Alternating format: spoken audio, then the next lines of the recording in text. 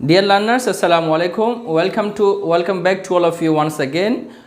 আমি ধারাবাহিক যে সেন্টেন্স কারেকশনের ভিডিও দিচ্ছিলাম তারও ধারাবাহিকতায় আজকে আমি 9 নম্বর পার্টে 3টা সেন্টেন্স নিয়ে কথা বলবো, যেখানে আমরা ভুল কোনটা সেটাও শিখবো, সেই সাথে সঠিকটা কী হবে সেটাও আমরা জানতে পারবো। So dear learners, stay connected. I'm coming back soon.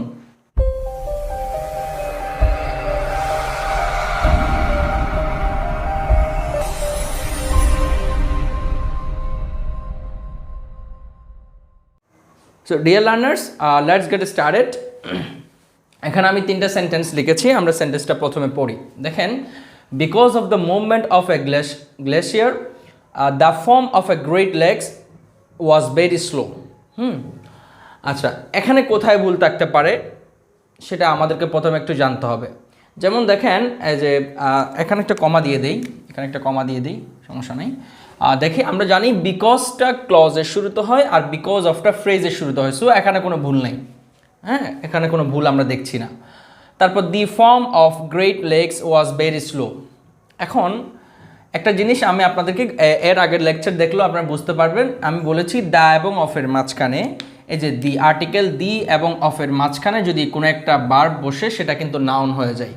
তাহলে আসলে ভুলটা কিন্তু এই বিতেই, এখানে এটা ফর্ম না হয়ে ফরমেশন হয়ে যাবে, ফরমেশন, ঠিক আছে। দ্য ফর্ম অফ না, the formation of great lakes, মানে গ্রেট লেকস বলতে আসলে বোঝানো হচ্ছে কানাডা এবং আমেরিকার মধ্যে অবস্থিত 5টি বড় বড় লেককে গ্রেট লেকস বলা হয়, একত্রে গ্রেট লেকস বলা হয়। সো সেটার গঠন ওয়াজ ভেরি স্লো, বলছে খুবই ধীর গতিতে হয়েছে। গ্লেশিয়ার শব্দের অর্থ হচ্ছে আপনার একটা হিমবাহ বা স্রোত, বরফের স্রোতকে বলা হয় আর কি। আচ্ছা, বরফের স্রোতের মুভমেন্টের কারণে এই গ্রেট লেকসগুলোর গঠনটা খুব ধীরগতিতে হয়েছে, এটাই বোঝানো হয়েছে।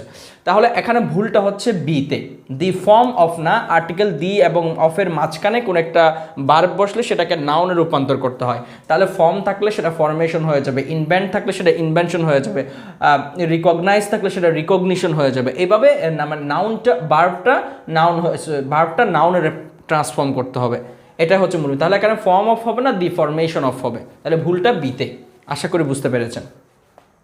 এরপর সেকেন্ড সেন্টেন্স আমরা দেখতে পাচ্ছি, দেখেন, the most common form of treatment it is mass inoculation and chlorination of water resources. এখন প্রশ্নটা হলো এখানে কোথায় ভুল থাকতে পারে। তাহলে মোস্ট, এটা সুপারলেটিভ ডিগ্রি, তার আগে আর্টিকেল দিয়ে আছে, সো এখানে ভুল নেই, কমন, এটা রাইট, ফর্ম অফ হতে পারে। এখন প্রশ্নটা হচ্ছে যে এখানে কোথায় ভুলটা আছে, বির মধ্যে কোনো ভুল নেই। তাহলে দেখেন ভুলটা কোথায়, এখানে সাবজেক্টটা কোনটা আসলে, দি most common form of treatment, এটাই তো সাবজেক্ট, এটাই তো সাবজেক্ট। তাহলে এই সাবজেক্ট, এখানে আবার আরও একটা সাবজেক্ট আছে ইট। তাহলে এই সাবজেক্টের ভার্ব যদি ইজ হয়, মানে এই দি most common form of treatment, এটা সাবজেক্টের ভার্ব যদি ইজ হয়, তাহলে এখানে যদি আমি আরেকটা ইট বসাই, তাহলে ইটের জন্য তো আরও একটা ভার্ব লাগবে। এখানে কি আর কোনো ভার্ব আছে? নেই। তাহলে দেখেন এখানে আসলে ইট মানে তো এটাই, তাহলে এই অতিরিক্ত একটা সাবজেক্ট কেন এখন আমার লাগবে? বাক্যটা হওয়া উচিত এরকম, the most common form of treatment is, বলছে the most common form of treatment, মানে গতানুগতিক যে কি বলে এটাকে, ট্রিটমেন্ট মানে হচ্ছে আপনার চিকিৎসার যে ধরনটা, মোস্ট কমন যে ধরন সেটা হচ্ছে ইজ হচ্ছে। তাহলে এখানে অতিরিক্ত একটা ইট কেন বসবে? ইট বসলে তো আরও একটা ফাইনাইট ভার্ব লাগবে। দেখে এখানে ফাইনাইট ভার্ব আছে একটা ইজ, তাহলে এখানে তো সাবজেক্টও আছে একটা, তাহলে একটা সাবজেক্ট একটা ফাইনাইট ভার্ব মিলে গেল। এখানে আরেকটা সাবজেক্ট থাকলে তার জন্য আরও একটা ফাইনাইট ভার্ব লাগবে, কিন্তু এখানে তো নাই। তার মানে এই সাবজেক্টটা কিন্তু অতিরিক্ত হিসেবে বসছে বাক্যে, যেটা দরকার নেই। তাহলে এই বাক্যটা কখন সঠিক হবে? যদি এই বাক্য থেকে ইট তুলে দিই। ইট তুলে দিলে কি হবে? দেখেন, the most common form of treatment, খুবই কমন চিকিৎসার ধরন হচ্ছে ইজ হচ্ছে ম্যাস ইনাকিউলেশন। ইনাকিউলেশন মানে হচ্ছে টিকা দেওয়া, mass inoculation and chlorination of water resources, মানে পানি সম্পদের গণহারে ইনাকুলেশন অ্যান্ড ক্লোরাইনেশন, এগুলো হচ্ছে সাইন্টিফিক ওয়ার্ড, তো এই জন্য এগুলোর সঠিক বাংলাটা না বলে এমনি ইংলিশ বললেই বেটার হয়। হ্যাঁ, ইনাকুলেশন and chlorination of water resources, এই পানি সম্পদের গণহারে ইনাকুলেশন অ্যান্ড ক্লোরাইনেশন করাটাই হচ্ছে দি most common form of treatment, মানে এই ওয়াটার রিসোর্স ট্রিটমেন্টের একটা সাধারণ একটা নিয়ম বা ফর্ম, গঠন, এটাই বোঝানো হয়েছে। তাহলে এখানে অতিরিক্ত সাবজেক্ট হচ্ছে ইট, যেটা দরকার নেই বাক্য থেকে এটা তুলে দিতে হবে, তখন বাক্যটা সঠিক হয়ে যাবে। আশা করি বুঝতে পেরেছেন। এখন আমরা 3rd নাম্বার সেন্টেন্সে যে দেখেন, how much times did Jack and Jennifer have to do the experiment before they obtain their result they had been expecting. Okay, এখন প্রশ্নটা কোথায়? সহজেই প্রথম দিকে খেয়াল করলে আমরা আনসারটা পেয়ে যাব। আসলে দেখেন এই যে টাইমস, এটা কিন্তু প্লোরাল, তার মানে প্লোরাল অর্থ হচ্ছে এটা কাউন্টেবল নাউন। এখানে টাইমসটা কাউন্টেবল নাউন। এখন এখানে কি মাছ হবে? এখানে তো মাছ হওয়ার কথা না। হাউ মাচ টাইমস হয় নাকি হাউ মাচ টাইম, অথবা হাউ মেনি টাইমস। যেহেতু এখানে টাইমস আছে তাহলে এখানে মাছ হবে না, মেনি হবে। আমি এখানে লিখে দিচ্ছি, দেখেন মেনি থাকলে টাইমটা টাইমস হয়ে যাবে। মেনি টাইমস মানে অনেকবার। আর যদি এটার দ্বারা বার না বুঝে গিয়ে সময় বোঝায় তখন হবে মাস টাইম, মাস টাইম। ঠিক আছে, যদি এখানে শুধু টাইম থাকতো সময় তাহলে এটা মাছ হইতো।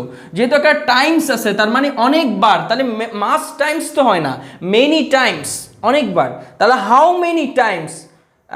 Many Times did Jack and Jennifer have to do দিয়ার এক্সপেরিমেন্ট, মানে কতবার জেনিফার এবং জ্যাককে তাদের এক্সপেরিমেন্ট করতে হয়েছিল বিফোর, পূর্বে, দে অবটেইন দিয়ার রেজাল্ট, তারা তাদের রেজাল্ট পাওয়ার পূর্বে কতবার তাদেরকে আপনার কি করতে হয়েছিল, এক্সপেরিমেন্ট করতে হয়েছিল। এই রেজাল্টটা কি, দে হ্যাড বিন এক্সপেক্টিং, তারা যে পরিমাণ রেজাল্ট, যে ধরনের রেজাল্ট তারা এক্সপেক্ট করছিল, প্রত্যাশা করছিল, সেই রেজাল্টটি অর্জন করতে তাদের কি পরিমাণ, মানে কতবার, হাউ মেনি টাইমস, কতবার তাদেরকে এক্সপেরিমেন্ট করতে হয়েছিল সেই প্রশ্নটা করতে। এখানে একটা কোয়েশ্চেন মার্ক হবে, এটা এদিকে একটা কোয়েশ্চেন মার্ক হবে, কারণ এটা প্রশ্ন করেছে। এই যে হাউ মাচ টাইমস, ওকে, তাহলে হাউ মাচ টাইমস না, হাউ মেনি টাইমস হবে। হাউ মেনি টাইমস, কতবার, did Jack and Jennifer have to do, Jennifer এবং জ্যাককে করতে হয়েছিল, দি এক্সপেরিমেন্ট করতে হয়েছিল, বিফোর, পূর্বে, they had obtain their result they had been expecting, তারা যে রেজাল্টটা প্রত্যাশা করছিল সেই রেজাল্টটা অবটেইন করার জন্য, এই রেজাল্টটা করার জন্য তাদেরকে কতবার এক্সপেরিমেন্ট করতে হয়েছিল সেই প্রশ্নটা করা হয়েছে। তাহলে হাউ মাচ টাইমস না, হাউ মেনি টাইম। যদি সময় বুঝায় তখন হাউ মাচ টাইম, কত সময়, কিন্তু এখানে কত সময় বুঝায় না, কতবার বুঝাইছে, কতবার। তাহলে হাউ মেনি টাইমস, এটাই হবে আনসার। আশা করি বুঝতে পেরেছেন। সো ডিয়ার লার্নার্স, আজকের লেকচারে এতটুকুই। আমি 3টা সেন্টেন্স নিয়ে কথা বললাম। পরবর্তী পার্টে আরও 3টা সেন্টেন্স নিয়ে, সেন্টেন্স কারেকশন নিয়ে আপনাদের সামনে উপস্থিত হব। সেই ভিডিওটি দেখার আমন্ত্রণ রেখে এখানেই শেষ করছি। আসসালামু আলাইকুম।